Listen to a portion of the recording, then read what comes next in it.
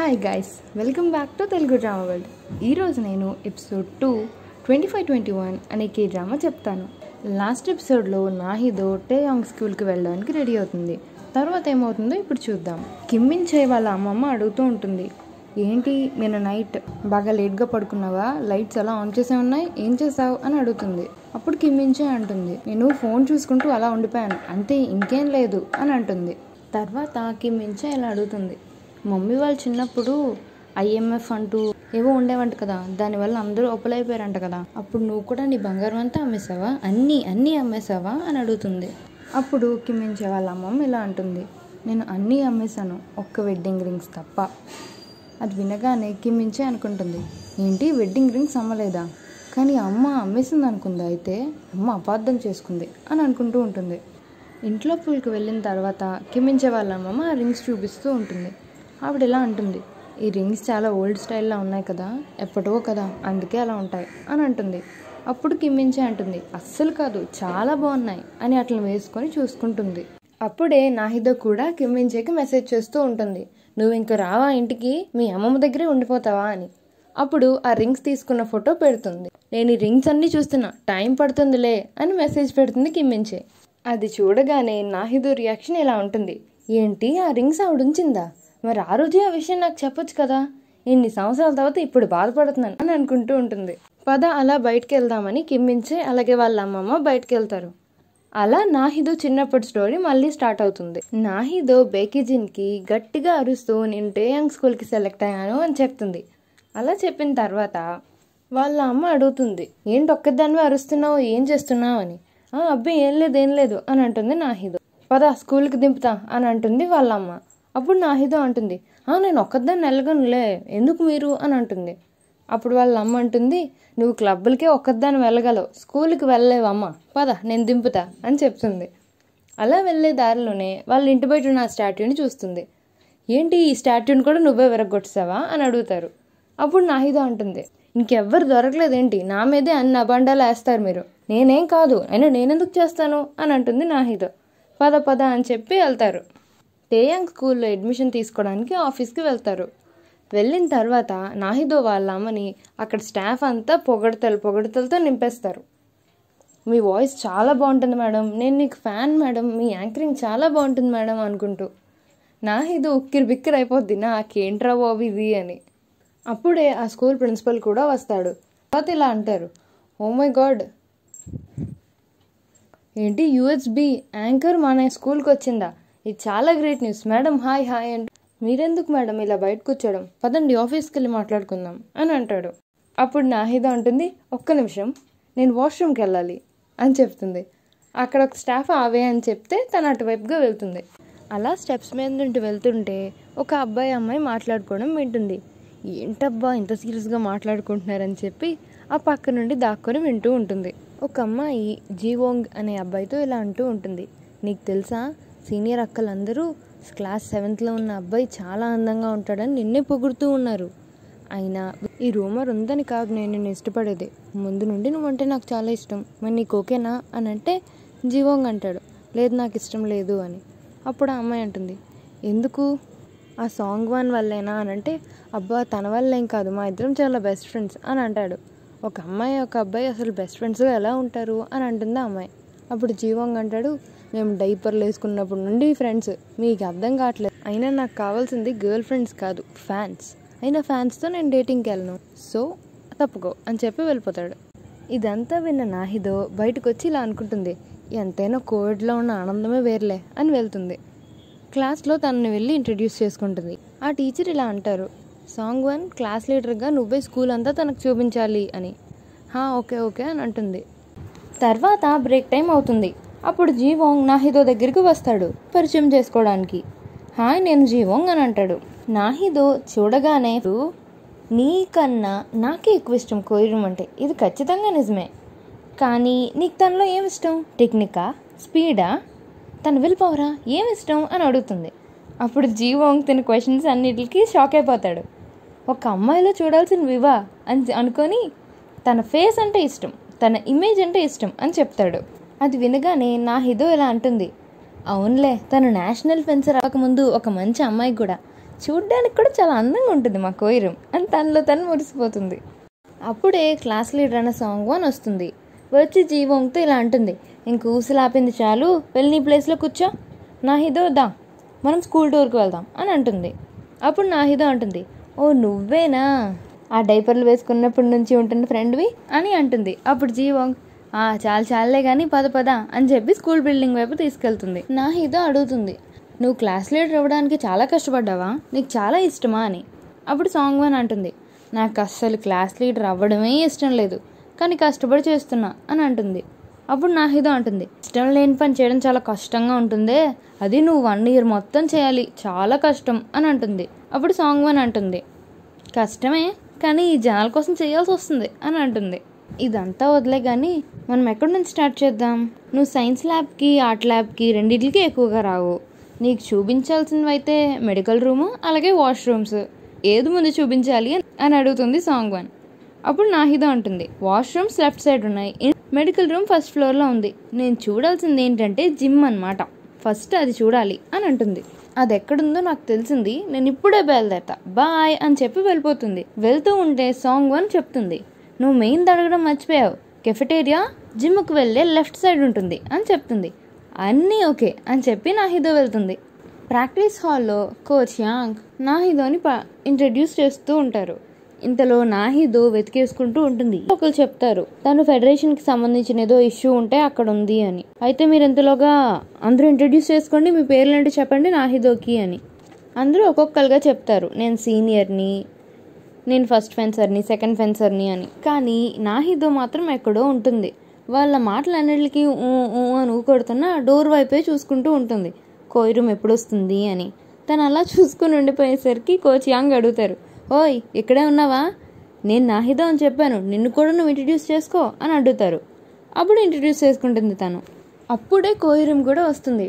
ఎవరబ్బా న్యూ కమరా అని చూస్తూ ఉంటుంది. నాహిదో మాత్రం సైట్ వేసేస్తూ ఉంటుంది. అలా చూసుకుంటూ ఉండిపోతుంది.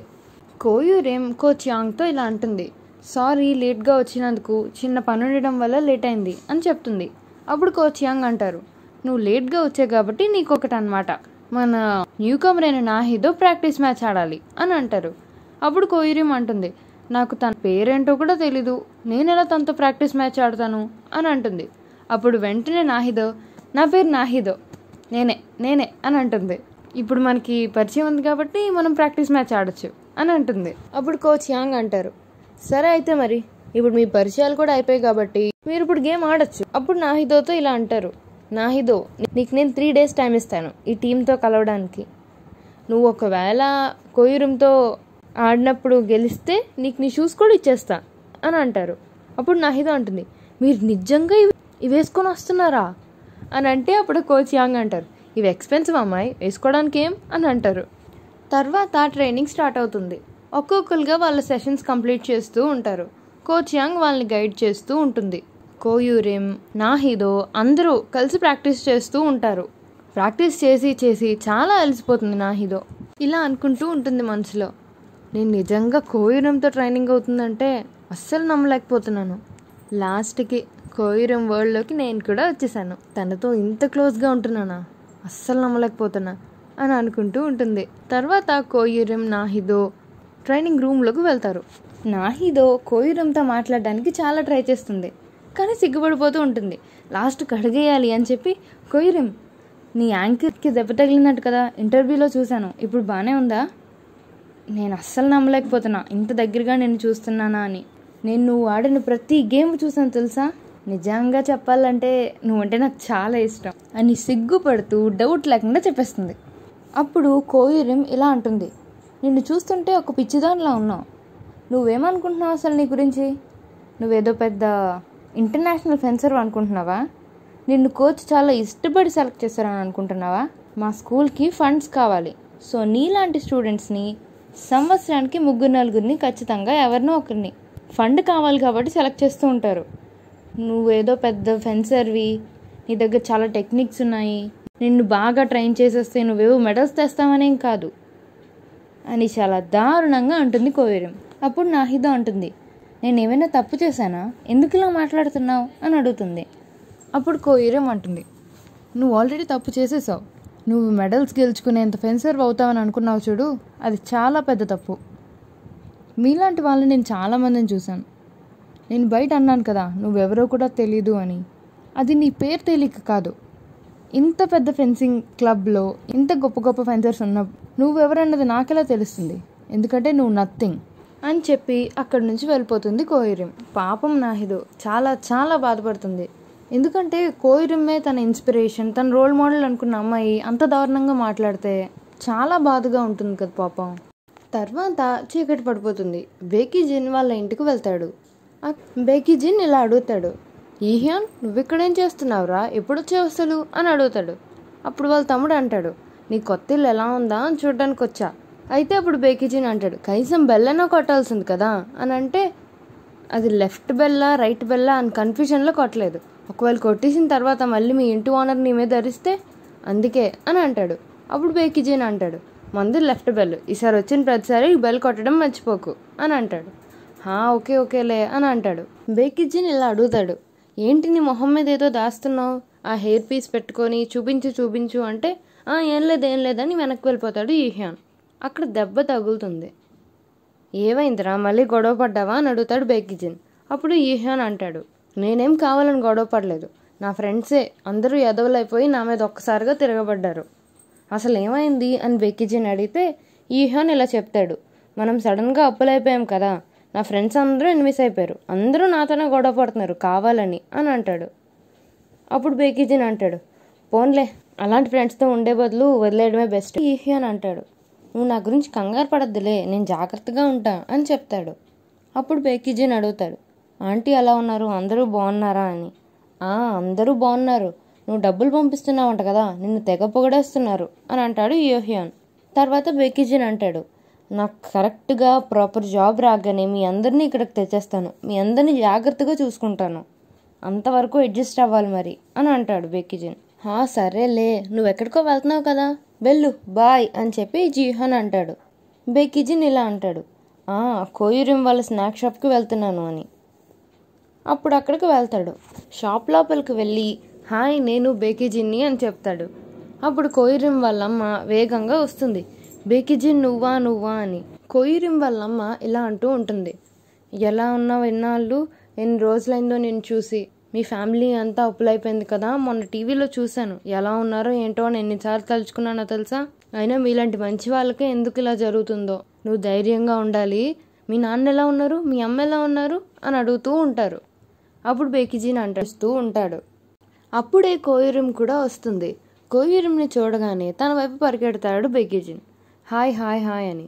కానీ కోయిరిమ్ మాత్రం వెనక్కి తిరిగి వెళ్ళిపోతుంది. ఓయ్ ఎందుకు వెళ్ళిపోతున్నావు అని అడుగుతాడు బేకీజిన్. కోయిరిమ్ బేకీజిన్ మొహం చూడడానికి కూడా ఇష్టపడదు. తను అటు తిరిగితే ఇటు తిప్పితే అటు, అసలు మొహం కూడా చూడదు. కనీసం నా మొహం కూడా చూడవా అని అడుగుతాడు బేకీజిన్.